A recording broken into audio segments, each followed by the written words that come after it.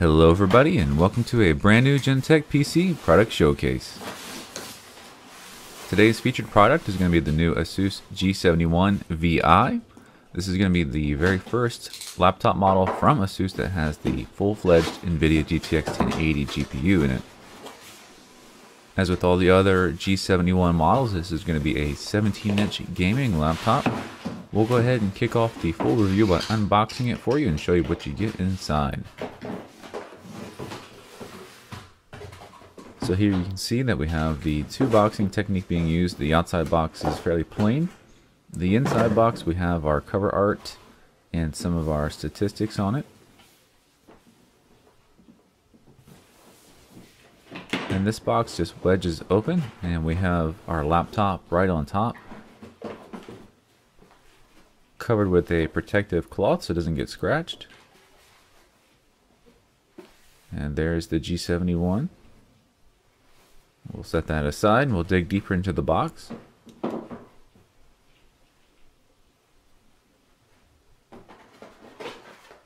So our center area has the product manual, driver's disc, and all those miscellaneous documents. We get one cleaning cloth and a Velcro strap for cord management. So right behind that in the center area we have the power adapter. And as you can see, the connection for that is actually a little bit different than the standard. Instead of using the round power adapter, this one is horizontal. And here's a quick close-up of the power specs.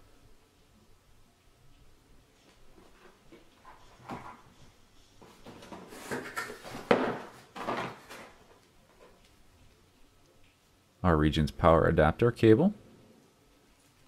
And that's actually everything that's going to go into the box. So we're done with our unboxing and we'll move on to some of the review.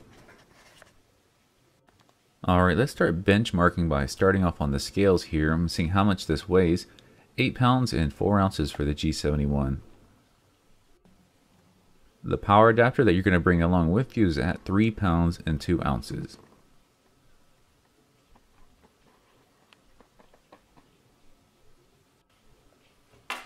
Now as far as sizing up the G701, here's some coins for scale, and of course the tape measure for the exact measurements.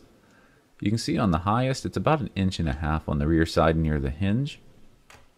And on the front bezel it's about 1.25 inches.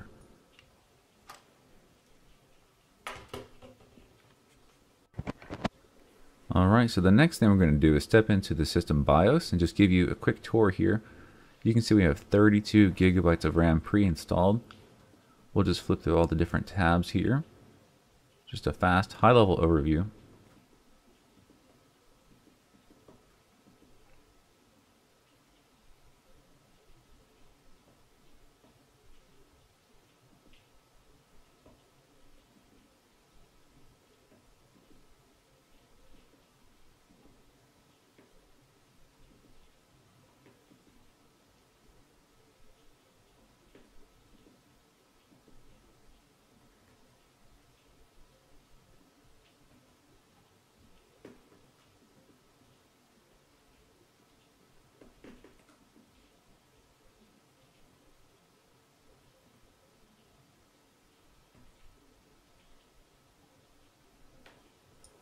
Alright, and that's going to be everything in our system BIOS.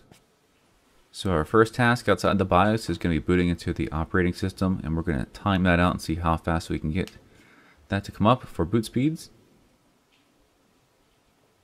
In a cold boot environment, we're looking to get fully inside of Windows 10 in about 12 seconds.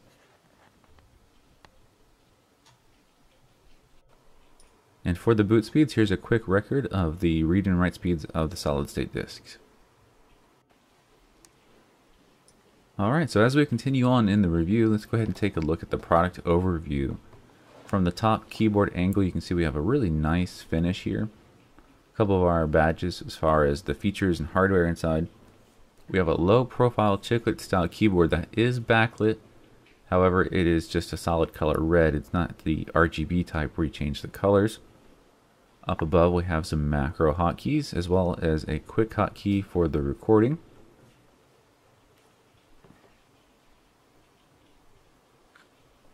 And here is the software that's responsible for setting all those macro keys.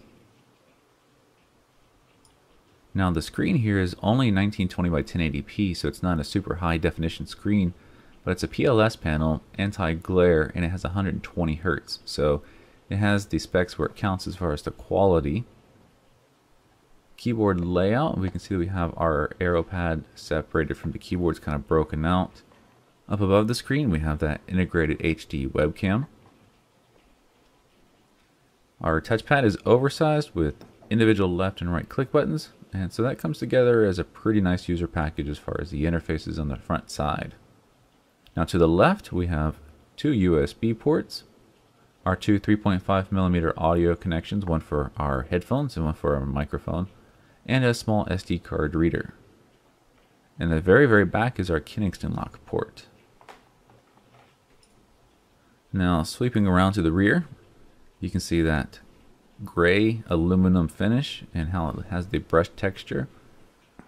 We have our two exhaust vents on the far left and right side, and nothing but the power charging in the center as far as the connections in the rear.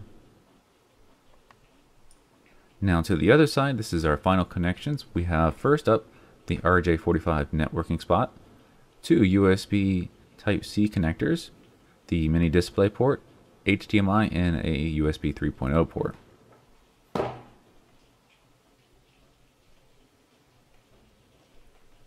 That's all of our connections and interfaces, and we'll just kind of close the lid and spin it around to give you a view of everything.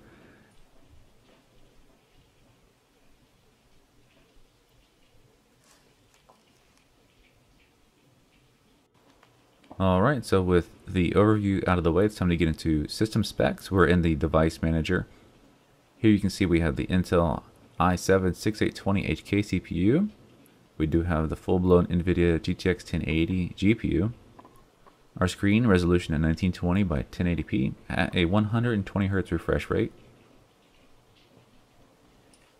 For those who would like to look up the monitor panel, here is the panel ID.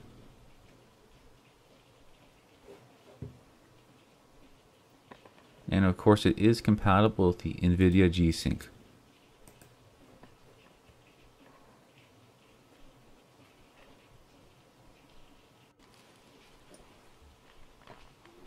Alright, so moving into some more benchmarks. Right now we're running our sound test for the noise levels. We have the system at an idle state, and we're just going right next to the exhaust and see how loud the exhaust from the system is. As we usually say in each review, the best way to look at these numbers is just to watch more than one review and see if another system you're interested in is louder or quieter, and then that gives you a good idea. Now the next test we're running is going to be the temperature test. So using the new infrared camera that we have, we're giving you a live view of the temperatures of the laptop.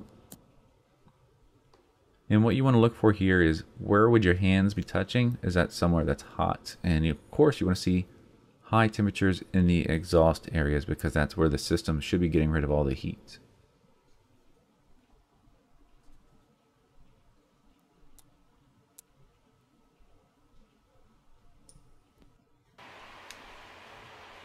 Now that we ran those tests under idle, we're running our gaming benchmark so we can get those scores for you.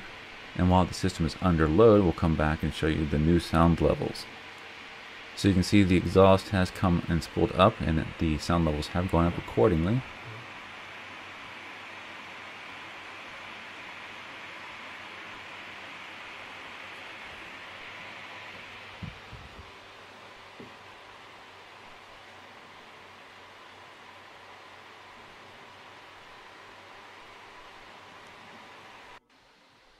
And of course, we're going to run the temperature test again.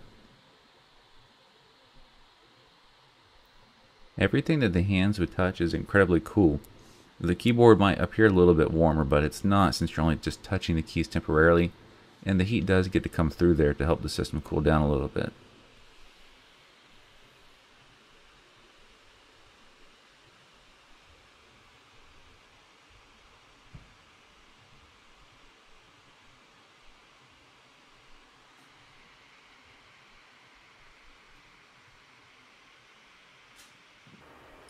Alright, so our benchmarks are done, and 3D Mark 11 got a score of 19,899.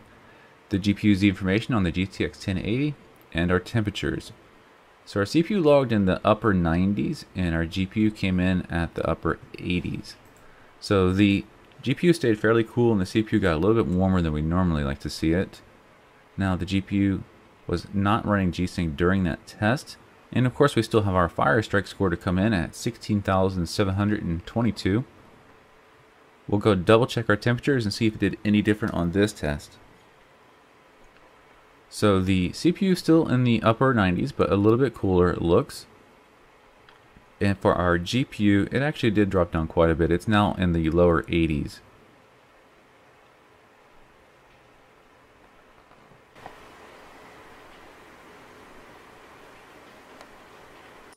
Alright, so let's move on to one of our final tests. This is the speakers.